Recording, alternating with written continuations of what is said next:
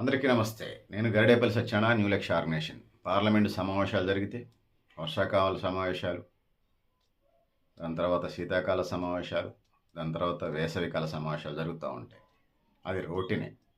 42% BC reservations మాత్రం ప్రవేశపెట్టలా. ఇలా parliament ముందు అనేక రకాలైనటువంటి అంశాలు మనకు కనిపిస్తూ ఉన్నాయి. సో, ఇందులో నేను చెప్పదలుచుకున్నది మొదటిది అయోధ్య విషయం. అయోధ్య రామాలయం పేరుతో ఇవాళ మండల కమిషన్కి వ్యతిరేకంగా కమండల యాత్ర చేపట్టింది. అదే బీజేపీ, అదే ఎన్డీఏ కూటమి ఇలా అయోధ్యలో ఉంది. సరే, కాలచక్ర గమనంలో రాముడికి వేల వేల వందనాలు. మా బీసీ రిజర్వేషన్స్ మా వాటా మాకేయండి. తినడానికి తిండి, ఉండటానికి ఇల్లు, కట్టుకోవడానికి బట్ట, విద్య, వైద్యం, ఉపాధి, సామాజిక న్యాయం, సమాన అవకాశ సమాజం కోసం భూమి పంపిణీ చేయమని చెప్పేసి, ఇంకా లోకల్ ప్రజల యొక్క ఉద్యోగ ఉపాధికి సంబంధించినటువంటి కార్యక్రమాలు నెరవేర్చాలని చెప్పేసి ఈ సందర్భంగా మేము శ్రీరాముని కోరుతా ఉన్నాం. జై శ్రీరామ్. సో, నేను బీజేపీ ఏం కాదు, మీకు కంగారు పడకండి. సో, ఇవాళ పార్లమెంట్ ముందు అదొకటి అయోధ్యకు సంబంధించినటువంటి 200 కోట్ల కుంభకోణం జరిగిందనేది కనిపిస్తుంది. ఎందుకంటే ఇవాళ రేపు అయోధ్య చాలా కాలం రాజకీయాలు నడిచిన అయోధ్య మీద బీజేపీ, నాన్ బీజేపీ, బీజేపీ మిత్రపక్షాలు, బీజేపీ శత్రుపక్షాల మధ్య అదొక అంశంగా ఉన్నది. బాబ్రీ మసీద్ కూలగొట్టారు, శిలాన్యాసం అంతకుముందు నుంచి దగ్గర నుంచి. సో, 90 నుంచి రాజకీయాలు నడుస్తూ ఉన్నాయి. కాబట్టి ఆ అయోధ్యకు సంబంధించినటువంటి స్కామ్ జరిగిన దగ్గర విషయాలు పెద్ద సీరియస్గా పార్లమెంట్లో చర్చ జరిగే పరిస్థితి ఇప్పటికే జరుగుతుంది, జరగాల్సిన అవసరం కూడా ఉంది.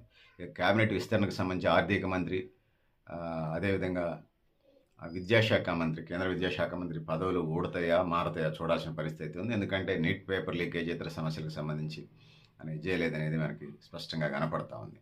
ఇక మూడోది, ప్రధానమంత్రి ప్రజాభిప్రాయ సేకరణలో ఆయనకున్నటువంటి ప్రజాదరణకు సంబంధించినటువంటి.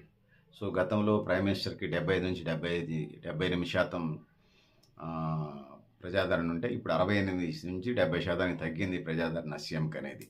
సరే, కొద్దిపాటి తేడాలు ఉన్నప్పటికి కూడా ఒక 5 నుంచి 10% తగినట్టు కనిపిస్తున్న 50% అబవ్ కాబట్టి ఎలిజిబిలిటీ కాబట్టి అందరికి ప్రధానమంత్రి కాబట్టి ఎక్కువ మందిని రీచ్ కావాల్సిన అవసరం అనేది.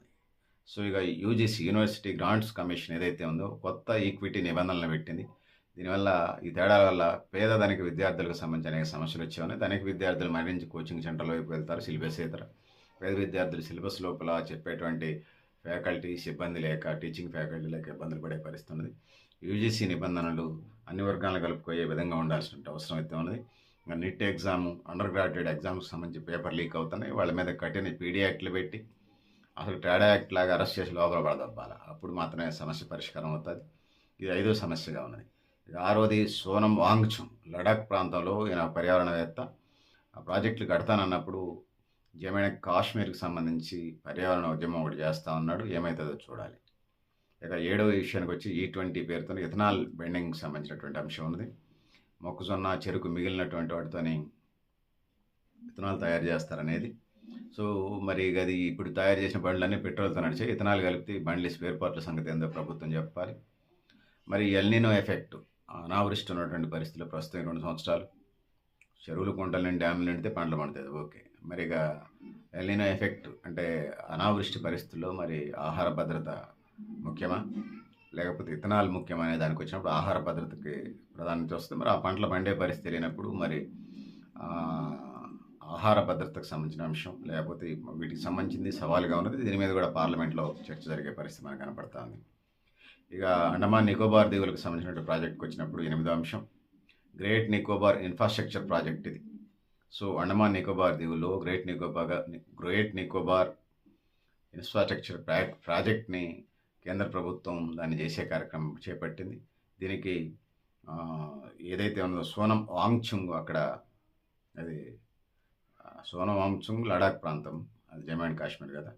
ఇది అండమాన్ నికోబార్ దీవులకు సంబంధించి వచ్చినప్పుడు గ్రేట్ నికోబార్ ఇన్ఫ్రాస్ట్రక్చర్ ప్రాజెక్టుకు సంబంధించి కార్యక్రమం జరుగుతూ ఉంది. సో, కేంద్రం వర్సెస్ ఎన్విరాన్మెంట్ అనేది వస్తూ ఉన్నది. సో, అనేక ప్రాజెక్టులు కట్టినప్పుడు, సాగునీటి ప్రాజెక్టులు కట్టినప్పుడు కొన్ని అడవులు, మా పోలవరం కట్టేటప్పుడు కానీ వాళ్ళు 7 మండలాలు తీసుకున్నారు ఆంధ్రప్రదేశ్ వాళ్ళు. సో, తెలంగాణ రావాలని చెప్పేసి తెలంగాణ రాష్ట్ర ప్రభుత్వం వదిలిపెట్టింది, ఎత్తు తగ్గించమని మనం అంటా ఉన్నాం. ఇప్పుడు కేంద్రం వర్సెస్ అండమాన్ నికోబార్ దీవులు ఇదిగా నడుస్తుంది. సో, ప్రజా ప్రయోజనాల రీత్యా కొన్ని అజంప్షన్స్ ఇవ్వాల్సిందే. ప్రకృతి పర్యావరణాన్ని కాపాడుకుంటూ ఎక్కువ మంది ప్రజలకి జీవరాశికి ఉపయోగం జరిగాయి కాబట్టి సాగునీటి ప్రాజెక్టులు అవి ఎంత ఉండాలనేది మీరు నిర్ణయించండి. కమిషన్లు వేసి, సాగునీటి ప్రాజెక్టులు కమిషన్ వేసి నిర్ణయించండి. దాని మీద కూడా పార్లమెంట్లో చర్చ జరిగే పరిస్థితి కనపడతా ఉంది. ఇక 9వది, ఇండియా కూటమి బలహీనపడటం మనకు కనిపిస్తూ ఉంది.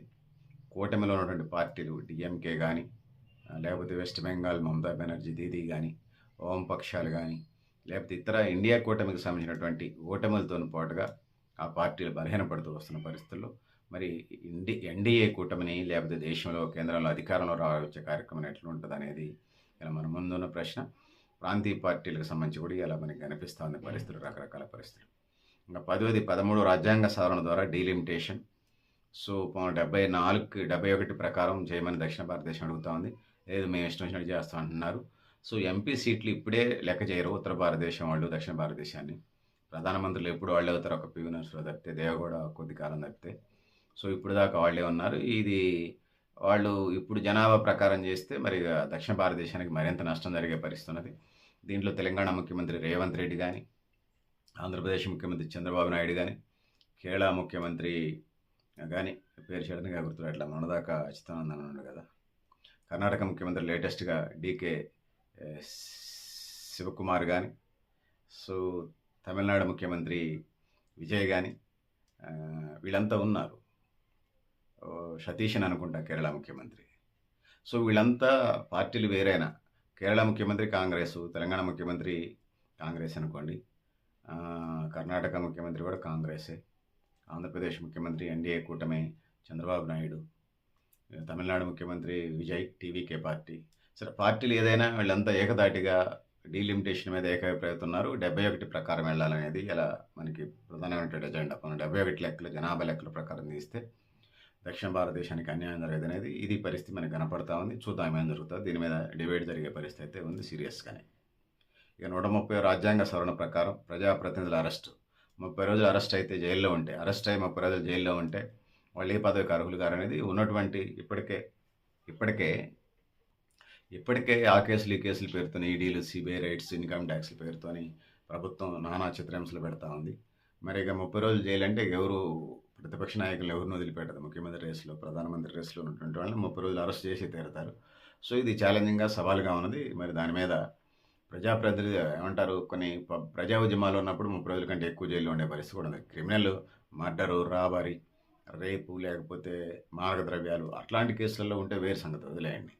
కానీ 30 రోజులు అనే కండిషన్ అనేది ఇటువైపు తీసుకోదలుచుకున్నారు ఎన్డీఏ బీజేపీ, చూడాల్సిన అవసరం ఉంది. దాంతోపాటు 10వది 13 రాజ్యాంగ సవరణ, 131 రాజ్యాంగ సవరణ, 11వది 130 రాజ్యాంగ సవరణ, 12వది ఒకే దేశం ఒకే ఎన్నిక. ఎంత విశాలమైన దేశానికి నియంతృత్వానికి దారితీస్తుంది తప్ప మరొకటి కాదు. ఎన్డీఏ కూటమి ఒకే ఎన్నిక అంటుంది, ఇండియా కూటమి ఇప్పుడున్న పద్ధతి కంటిన్యూ కావాలంటుంది. 13వది ప్రాంతీయ పార్టీలు సమాయక స్ఫూర్తి అనేది. సో డబుల్ ఇంజన్ సర్కార్తోనే ఇంకొక వైపు వెళుతున్న పరిస్థితి మనం చూస్తూ ఉన్నాం ఎన్డీఏ కూటమి. మరి నాన్ ఎన్డీఏ కూటమి పట్ల వివక్ష, నిధులు తక్కువ పంపించడం అనేది గొడవ ఉన్నది. సమాయక స్ఫూర్తిని ప్రదర్శిస్తున్నా లేదనేది పార్లమెంట్లో గోలగోల జరిగే అవకాశం ఉంది. 14వది ధరలు పెరగడం, ద్రవ్యోల్బణం, నిరుద్యోగం, రిటైర్మెంట్లే తప్ప రిక్రూట్మెంట్ లేనటువంటి పరిస్థితి మనకు కనిపిస్తూ ఉంది. 15వది సరిహద్దు భద్రత, చైనా చొరబాట్లకు సంబంధించి లడాక్ ప్రాంతంలో కానీ, హిమాచల్ ప్రదేశ్కి సంబంధించినటువంటి, అరుణాచల్ ప్రదేశ్కి సంబంధించి చైనా సైనిక చొరబాట్లు ఇవాళ మనకు కనపడతా ఉన్నాయి. 16వది అంతర్గతంగా మణిపూర్కి సంబంధించినటువంటి, జమ్మూ కాశ్మీర్కి సంబంధించిన సమస్యలు ఉన్నాయి. మణిపూర్ 2 ట్రైబల్ తెగలే, మరి వాళ్ళు యూనిటీకి రావాల్సిన అవసరం ఉంది. రియలైజ్ అయ్యే అవగాహన పెరుగుకొని మెచ్యూరిటీ లెవెల్స్ పెరగాల్సిన అవసరం ఉంది. జమ్మూ కాశ్మీరు దేశంలో అంతర్భాగమైన కొన్ని సంఘటనలు జరుగుతూ ఉన్నాయి. కేంద్రం అలసత్వం, రకరకాల పరిస్థితులు, సీరియస్నెస్ లేకపోవడం ఇట్లాంటి పరిస్థితులకు నెట్టేయబడదని చెప్పేసి సో పార్లమెంట్లో ఈ అంశాల మీద, ప్రధానంగా ఈ అంశాల మీద చర్చ జరగబోతుంది. దాంతోపాటు తినడానికి తిండి, ఉండటానికి ఇల్లు, కట్టుకోవడానికి బట్ట, విద్య, వైద్యం, ఉపాధి, సామాజిక న్యాయం, స్కిల్ డెవలప్మెంట్ ప్రోగ్రామ్, సమాన అవకాశాల సమాజం కోసం భూమి పంపిణీ, సామాజిక న్యాయం, ఇది డిమాండ్గా పెడతా ఉన్నాం. ఈ విధంగా 42% బీసీ రిజర్వేషన్లు అమలు చేయాలని చెప్పేసి, మేమెంతో మాకంత వాటా రావాలని చెప్పేసి బీసీ ఎజెండాగా మేము ముందు పెడుతూ వీటి మీద కూడా చర్చ జరగాలని తెలియజేసుకుంటూ, ఇంకా దేశ మారుతున్న కాలమాన పరిస్థితులకు అనుకూలంగా త్రాగునీరు, సాగునీరు, రైతులు, కూలీలు, కార్మికులు, అసంఘటిత రంగ విభాగాల్లో వివిధ సెక్టార్లో పనిచేసే ప్రజలకు సంబంధించిన అంశాలు వెలుగుకు రావాలని చెప్పేసి, చర్చ జరగాలని చెప్పేసి, ప్రకృతి, పర్యావరణం, పరిరక్షణ అంశాల మీద కూడా చర్చ జరగాలని చెప్పేసి, జీవరాశికి సంబంధించిన అంశాల మీద, ఎల్నినో ఎఫెక్ట్ మీద, అతివృష్టి, అనావృష్టి మీద కూడా చర్చలు జరగాలని చెప్పేసి తెలియజేసుకుంటూ సో పెద్దలారా, మిత్రులారా, మీరు కూడా మీ అభిప్రాయాన్ని కామెంట్ బాక్స్‌లో అయినా తెలియజేస్తూ, ఇంకా ప్రజలకు సంబంధించిన అంశాలు, లోకల్ డిమాండ్స్‌ను కూడా పార్లమెంట్‌లో చర్చ జరిగి ఆ విధంగా ముందుకు పోవాలని తెలియజేసుకుంటూ, మీరు కూడా మీ అభిప్రాయాలను కామెంట్ బాక్స్‌లో అయినా తెలియజేస్తూ, నేను Garidepalli Satyanarayana, new Lakshya organisation. Thank you. Thank you అనండాలి పెద్దలారా.